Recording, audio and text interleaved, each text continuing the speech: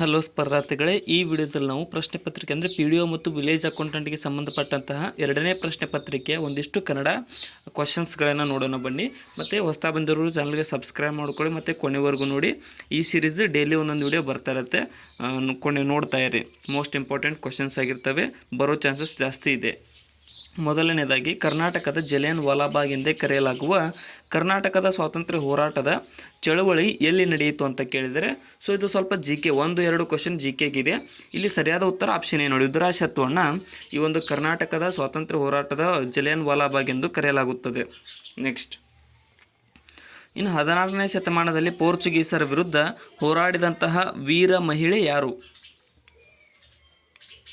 ವೀರ ಕನ್ನಡದ ಮಹಿಳೆ ಯಾರು ಅಂತ ಅಂದರೆ ಇಲ್ಲಿ ಆಪ್ಷನ್ ಏನು ನೋಡಿ, ರಾಣಿ ಅಬ್ಬಕ್ಕ ದೇವಿಯವರು 16ನೇ ಶತಮಾನದಲ್ಲಿ ಪೋರ್ಚುಗೀಸರ ವಿರುದ್ಧ ಹೋರಾಡಿದ ವೀರ ಮಹಿಳೆಯಾಗಿದ್ದಾರೆ. ನೆಕ್ಸ್ಟ್,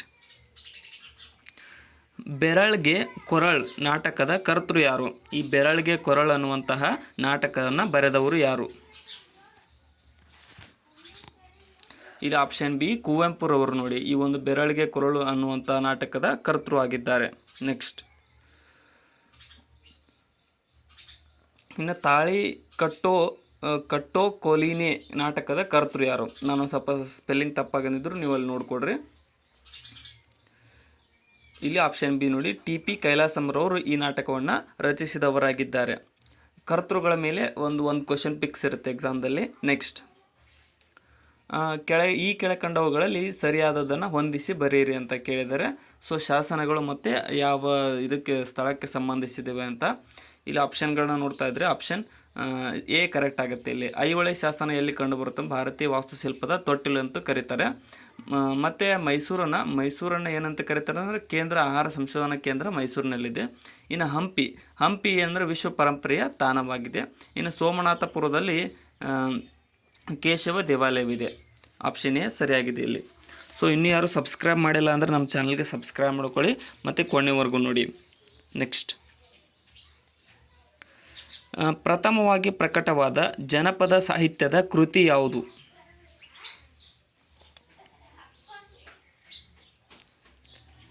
ಇಲ್ಲಿ ಸರಿಯಾದ ಉತ್ತರ ಆಪ್ಷನ್ ಎ ನೋಡಿ, ಗರತಿ ಹಾಡು ಅನ್ನುವಂಥದ್ದು ಪ್ರಥಮವಾಗಿ ಪ್ರಕಟವಾದಂತಹ ಜನಪದ ಸಾಹಿತ್ಯದ ಕೃತಿಯಾಗಿದೆ. ಗುಂಪಿನಲ್ಲಿರುವ ಕನ್ನಡ ಪದ ಯಾವುದು? ಕೆಳಗಿನವುಗಳಲ್ಲಿ ಕನ್ನಡ ಪದ ಒಂದೇ ಒಂದಿದೆ, ಅದು ಯಾವುದು?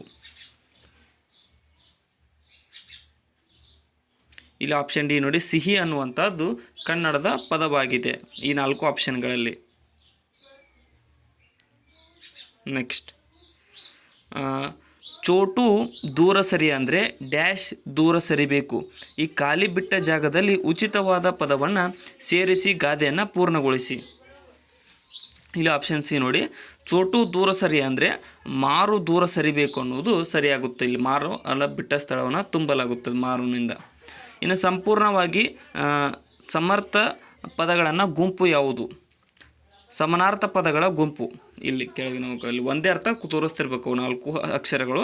ಇಲ್ಲಿ ಆಪ್ಷನ್ ನೋಡಿ, ಪಾವಕ, ಅಣಲ, ಬೆಂಕಿ, ಅಗ್ನಿ ಇವೆಲ್ಲವುಗಳು ಬೆಂಕಿಗೆ ಇರತಕ್ಕಂಥ ಸಮಾನ ಪದಗಳು. ಆಪ್ಷನ್ ಎ ಸರಿಯಾಗುತ್ತದೆ ಇಲ್ಲಿ. ಕೆಳಕಂಡ ಪದಗಳಲ್ಲಿ ಗುಂಪಿಗೆ ಸೇರದ ಸಮಾಸ ಪದ ಯಾವುದು?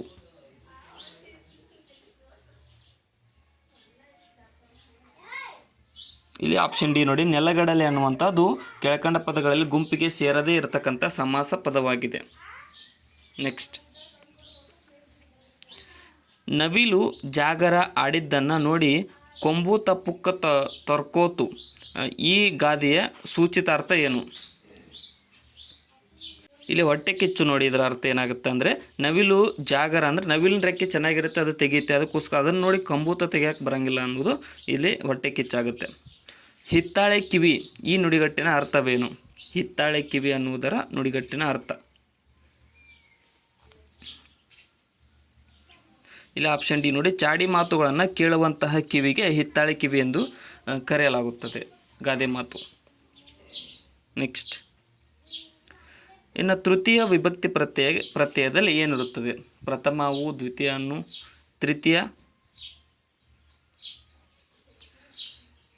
ತೃತೀಯ ಆಪ್ಷನ್ ಎ ಇಂದ ನೋಡಿ, ತೃತೀಯ ಇಂದ ಸರಿಯಾದ ಪ್ರತ್ಯಯವಾಗಿದೆ. ನೆಕ್ಸ್ಟ್, ಪಸಂದು ಈ ಭಾಷೆಯ ಪದವಾಗಿದೆ. ಪಸಂದು ಅನ್ನುವಂಥದ್ದು ಯಾವ ಭಾಷೆಯಿಂದ ನಾವು ಎರವಲು ಪಡೆದಿದ್ದೇವೆ? ಇಲ್ಲಿ ಆಪ್ಷನ್ ಏನು ನೋಡಿ, ಹಿಂದಿ ಭಾಷೆಯಿಂದ ನಾವು ಈ ಪಸಂದು ಅನ್ನುವಂತಹ ಪದವನ್ನು ಪಡೆದುಕೊಂಡಿದ್ದೇವೆ. ನೆಕ್ಸ್ಟ್, ಭೂಸುತೆಯ ಸಮಾನಾರ್ಥಕ ಪದಗಳು ಯಾವುವು? ಭೂಸುತೆ,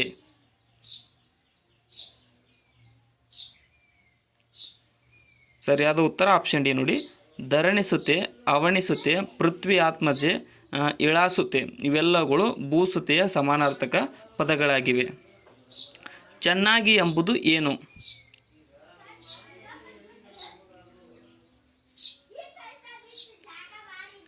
ಸರಿಯಾದ ಉತ್ತರ ಆಪ್ಷನ್ ಬಿ ನೋಡಿ, ಅವ್ಯಯ ಅನ್ನುವಂಥದ್ದು ಚೆನ್ನಾಗಿ ಎಂಬ ಪದದ ಅರ್ಥವಾಗಿದೆ.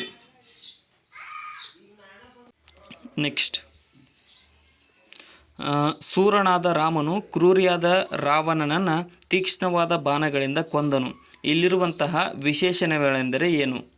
ವಿಶೇಷಣಗಳು ಕಂಡುಹಿಡಿಯಿರಿ ಇದರಲ್ಲಿ. ಇಲ್ಲಿ ಆಪ್ಷನ್ಸ್ ನೋಡಿ, ಶೂರ, ಕ್ರೂರಿ ಮತ್ತು ತೀಕ್ಷ್ಣ ಇವೆಲ್ಲವುಗಳು ವಿಶೇಷಣ ಪದಗಳಾಗಿವೆ. ಇನ್ನು ಇದು ಸರಿಯಾದ ಗೌರವ ಪದವಾಗಿದೆ. ಕೆಳಗಿನವುಗಳಲ್ಲಿ ಸರಿಯಾದ ಗೌರವ ಪದ. ಇಲ್ಲಿ ಆಪ್ಷನ್ ಸಿ ನೋಡಿ, ಆಧಾರ ಅನ್ನುವಂಥದ್ದು ಒಂದು ಸರಿಯಾದ ಗೌರವಾರ್ಥಕ ಪದವಾಗಿದೆ.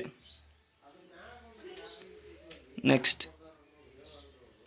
ಸರಿಯಾದ ವಾಕ್ಯವನ್ನು ಗುರುತಿಸಿರಿ ಇವುಗಳಲ್ಲಿ.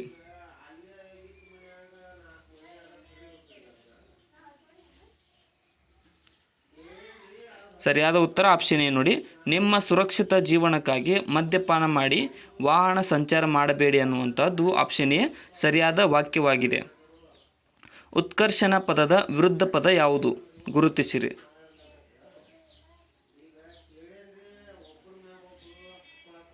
ಸರಿಯಾದಂಥ ಉತ್ತರ ಆಪ್ಷನ್ ಸಿ ನೋಡಿ, ಅಪಕರ್ಷಣ ಅನ್ನುವಂಥ ಅದು ಉತ್ಕರ್ಷಣ ಪದದ ವಿರುದ್ಧಾರ್ಥಕ ಪದವಾಗಿದೆ. ನೆಕ್ಸ್ಟ್, ಕರ್ಣ ಎಂಬ ಪದಕ್ಕೆ ವಿರುದ್ಧವಾದುದು ಯಾವುದು?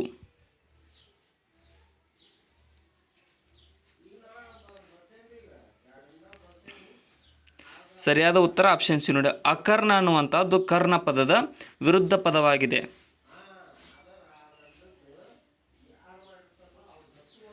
ತಲೆ ಹೋಗು ನುಡಿಗಟ್ಟಿನ ಅರ್ಥ ಏನು?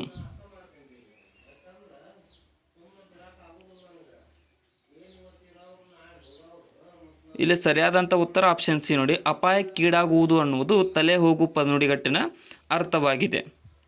ನೆಕ್ಸ್ಟ್, ಸರಿಯಾದ ಪದವನ್ನು ಗುರುತಿಸಿರಿ ಕೆಳಗಿನವುಗಳಲ್ಲಿ.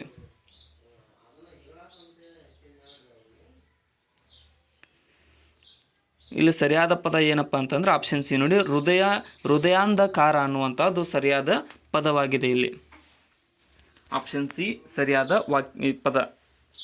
ಇನ್ನು ಕೊತ್ತಂಬರಿ ಪದದ ತತ್ಸಮ ರೂಪ ಯಾವುದು? ಕೊತ್ತಂಬರಿ ಅನ್ನುವಂತಹ ಪದದ ತತ್ಸಮ ರೂಪ, ತತ್ಸಮ ತದ್ಭವಗಳಲ್ಲಿ.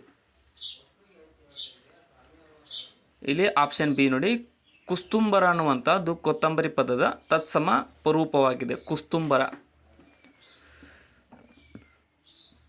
ಇನ್ನು ಬಿಲ್ವ ಪತ್ರ ಪದದ ತದ್ಭವ ರೂಪ.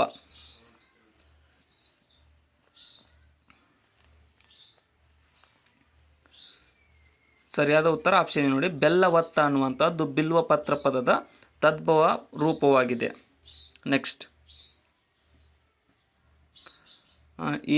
ಎನಿತು ಇನಿದು ಈ ಕನ್ನಡ ನುಡಿಯು ಮನುವನು ತನಿಸುವ ಮೋಹನ ಸುಧೆಯು ಇದು ಯಾವ ಕವಿಯ ಸಾಲುಗಳಾಗಿವೆ? ಇಲ್ಲಿ ಆಪ್ಷನ್ ಬಿ ನೋಡಿ, ಆನಂದ ಕಂದ ಕವಿಯ ಸಾಲುಗಳಿವು. ನೆಕ್ಸ್ಟ್, ಸಾಹಿತ್ಯ ಕ್ಷೇತ್ರದಲ್ಲಿ ದೀರ್ಘ ಸೇವೆ ಸಲ್ಲಿಸಿದ ಹಾಗೂ ಕೊಡುಗೆ ನೀಡಿರುವ ಸಾಹಿತಿಗಳನ್ನು ಆಯ್ಕೆ ಮಾಡಿ ಕರ್ನಾಟಕ ಸರ್ಕಾರವು ನೀಡುತ್ತಿರುವ ಪ್ರಶಸ್ತಿ ಯಾವುದು? ಇಲ್ಲಿ ಆಪ್ಷನ್ ಬಿ ನೋಡಿ, ಪಂಪ ಪ್ರಶಸ್ತಿಯನ್ನು ಕರ್ನಾಟಕ ಸರ್ಕಾರ ಸಾಹಿತ್ಯ ಕ್ಷೇತ್ರದಲ್ಲಿ ನೀಡುವ ಒಂದು ಕೊಡುಗೆಯಾಗಿದೆ. ವಿಶ್ವ ಮಾನವ ದಿನಾಚರಣೆಯನ್ನು ಕರ್ನಾಟಕ ಸರ್ಕಾರ ಯಾವ ಕವಿಯು ಜನ್ಮದಿನದಂದು ಆಚರಿಸಲಾಗುತ್ತದೆ?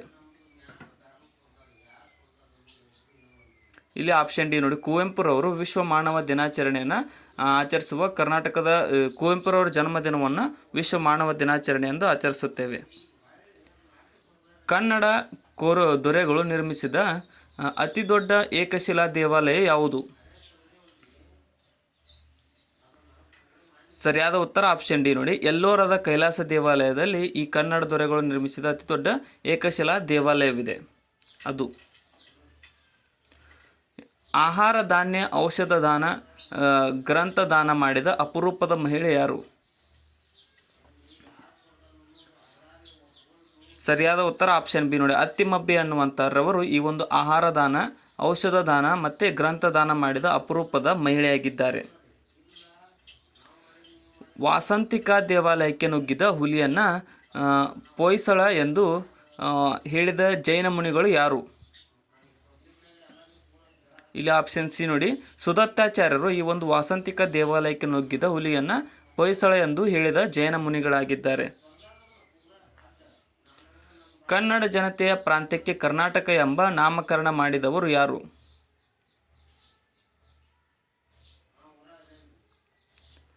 ಸರಿಯಾದ ಉತ್ತರ ಆಪ್ಷನ್ ಸಿ ನೋಡಿ, ಡಿ ದೇವರಾಜ ಅರಸರವರು ಈ ಒಂದು ಕನ್ನಡ ಜನತೆಯ ಪ್ರಾಂತ್ಯಕ್ಕೆ ಕರ್ನಾಟಕ ಎಂಬ ನಾಮಕರಣ ಮಾಡಿದವರಾಗಿದ್ದಾರೆ. ಸೊ ಇಲ್ಲಿಗೆ ಈ ಕನ್ನಡ ಕ್ವಶನ್ಸ್ ಮುಕ್ತಾಯಗೊಂಡಿವೆ. ಕೊನೆವರೆಗೂ ನೋಡಿದ್ದಕ್ಕೆ ಎಲ್ರಿಗೂ ಧನ್ಯವಾದಗಳು. ಮತ್ತು ಹೊಸ್ತಾ ಬಂದಿರೋರು ಚಾನಲ್ಗೆ ಸಬ್ಸ್ಕ್ರೈಬ್ ಮಾಡ್ಕೊಳ್ಳಿ. ವಿಡಿಯೋನ ಆದಷ್ಟು ನಿಮ್ಮ ಫ್ರೆಂಡ್ಸ್ಗೂ ಕೂಡ ಶೇರ್ ಮಾಡಿ. ಡಿಸ್ಕ್ರಿಪ್ಷನ್ ಒಳಗಡೆ ನಮ್ಮ ಚಾನಲ್ನ ಇನ್ಸ್ಟಾಗ್ರಾಮ್, ಟೆಲಿಗ್ರಾಮ್, ಫೇಸ್ಬುಕ್, ಥ್ರೆಡ್ಸ್ ಲಿಂಕ್ಗಳಿದಾವೆ, ಅವುಗಳನ್ನು ಕೂಡ ಫಾಲೋ ಮಾಡಿಕೊಡ್ರಿ. ಮತ್ತು ಡೈಲಿ ಈ ವಿಡಿಯೋ ಸೀರೀಸ್ ಬರ್ತಾ ಇರುತ್ತೆ, ಅದನ್ನು ಕೂಡ ನೋಡಿಕೊಡ್ರಿ. Thank you so much.